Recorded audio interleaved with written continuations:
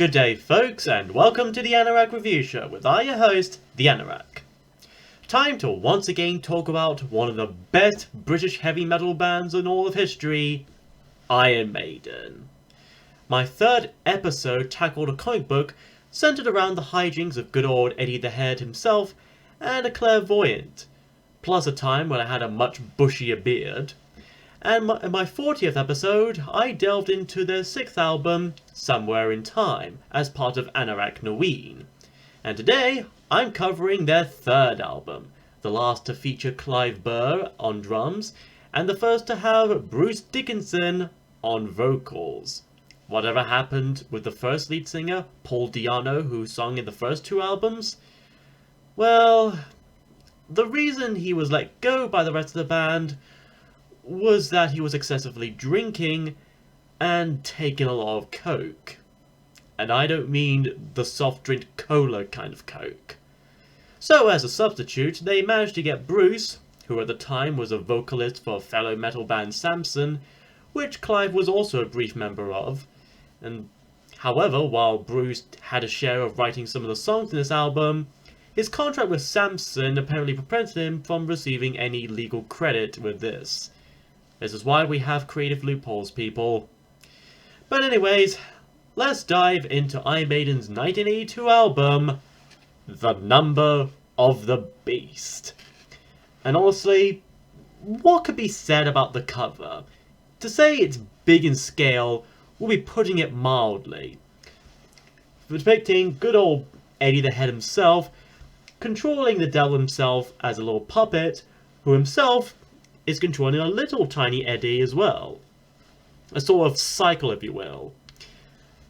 The cover itself was illustrated by Derek Riggs, who done most if not all of the Iron Maiden album and single covers across the 80s up to No Prayer for the Dying.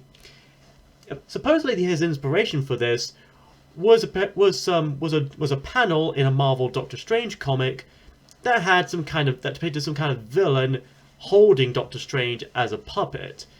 I couldn't really find the specific panel or the comic issue it originated from, but if anyone else happens to come across it or knows of it, feel free to let me know on that. However, aside from that, this cover was actually not intended for this album at all. Originally this was intended for a single, Purgatory, for the previous album Killers, but the band and their manager, Rod Smallwood, really liked the cover and thought it was too high caliber for such a single, so they saved it for this album. And so Derek would eventually do another cover for that single. And a very wise choice on that part, because, like I said, it is simply big and epic. And it might have been part of some controversy that this album had in the US. You see, an album like Number of the Beast is bound to annoy some religious people, because when I think of evil, satanic, devil worshipping, naturally I think of a song inspired by a 60s horror movie in Britain, another 60s British TV show about some secret agent, a song about ganglands, and a song about white settlers invading and slaying Native Americans. Although that last part does also sound pretty evil. But anyways, great cover, and it just fits the overall dark nature of the album, which we'll be going into now as we take a look at the music itself. We begin the album with Invaders, a fast-paced opener of a track that sets a general tone for most of the album. Clive's drums and the guitars of Dave Murray and Adrian Smith are fueled with testosterone energy before we get our first impression of Bruce himself singing. And as so, it's a pretty good start of Bruce's role as a then new member of the Maidens. Instantly distinct and recognizable, while also being different from Paul's last time. The lyrics themselves are about Vikings arriving to invade and pillage anything they set their eyes on. Although the bassist Steve Harris has seemingly expressed how he thinks that this song doesn't seem good enough to him. And I quote, "It could have been replaced with something a bit better, only they didn't have anything else to replace it with at the time. They just had enough time to do what they did, and that was it." Unquote. And listen to it as a whole and comparing it to the other songs that would come later, I can kind of understand a bit of his sentiment. It's a good song on its own, but listening to what comes afterwards, it's mostly standard, and it's what you'd expect from a metal band like Maiden. And at about 3 minutes and 20 seconds, it ends just as quickly as it begins. Which is still fine. It still gives you enough energy, and it kind of gives us enough kind of sets the mood, and kind of gets us into the album. And as a prelude to the album, it still works just as fine at that. Its themes of invasions and plundering of foreign land would be re-explored in a later track here, which we'll get to soon enough. Next is Children of the Damned. Named after and inspired by the 1960 British horror classic Village of the Damned and its 1964 sequel, Children of the Damned, this is where things really start to get good. It starts off slow and moody and suspenseful, giving us a bit of a breather while still leaving us unsettled.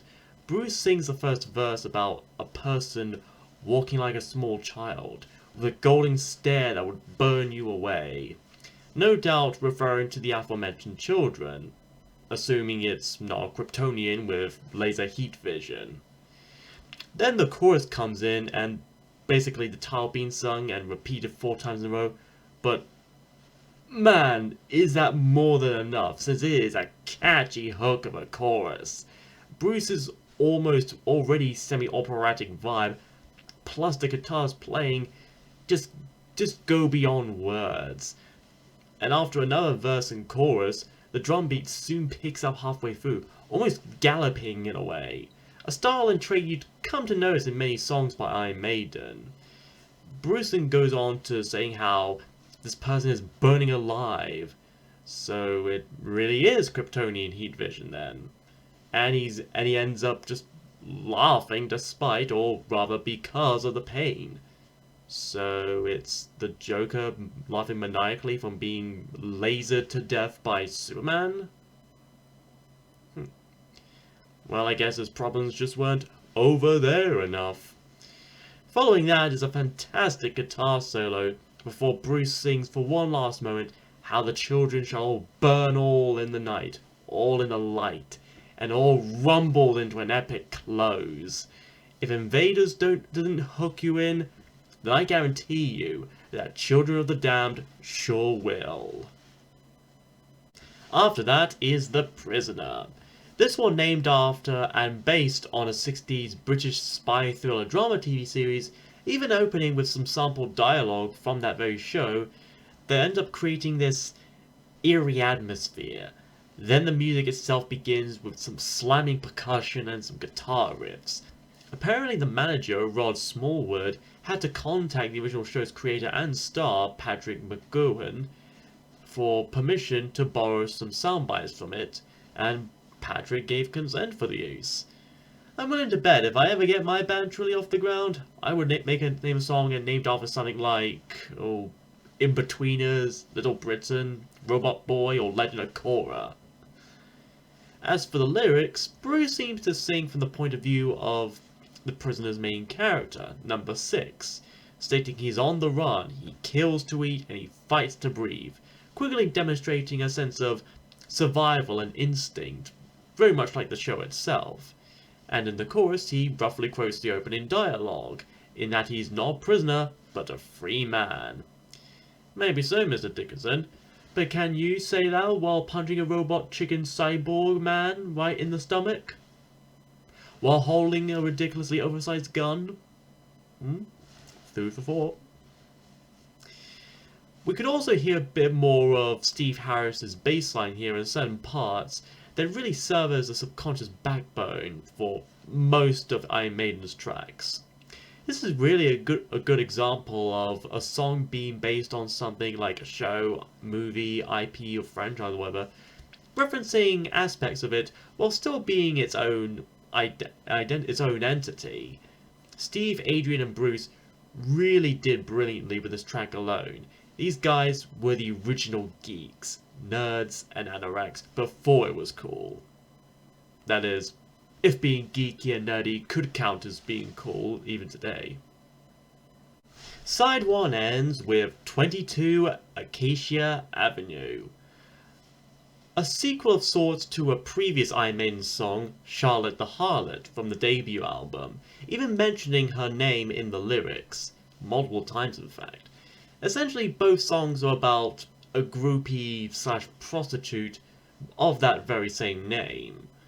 But while Paul sings entirely to Charlotte in that one, Bruce sort of switches here between singing directly to us about her, how she might give you a good time and whatnot, if you catch my drift, at the place called, well, 22 Acacia Avenue, and then singing at Charlotte herself, asking if she can't get out of all this madness, and whether or not he can play with madness. At the same time, though, it doesn't exactly glorify or romanticize prostitution, but rather deconstructs it in a way, and showing the obvious dark side of it all. And by the end, Bruce sings how Charlotte's packing her bags and going with him, implying that she's deciding to live a good, healthy, and better life. That all being said, I wouldn't mind there being another song or two in this Charlotte the Harlot saga. Another funny thing, actually, is that upon looking up this stuff, I found out that there is an Acacia Avenue. There are even a bunch of them, in fact. Sort of. You see, it's apparently often used as a placeholder name for some suburban streets, in particular those of middle class. There are supposedly 60 plus Acacia Avenues here in the UK, 9 out of them within London. Plus, there's also a really obscure comedy drama play and film adaptation from 1945 named 29 Acacia Avenue. Considering how Iron Maiden often pay homage to various old shows and movies, right down to the very titles themselves, I wouldn't be surprised in a case like this one.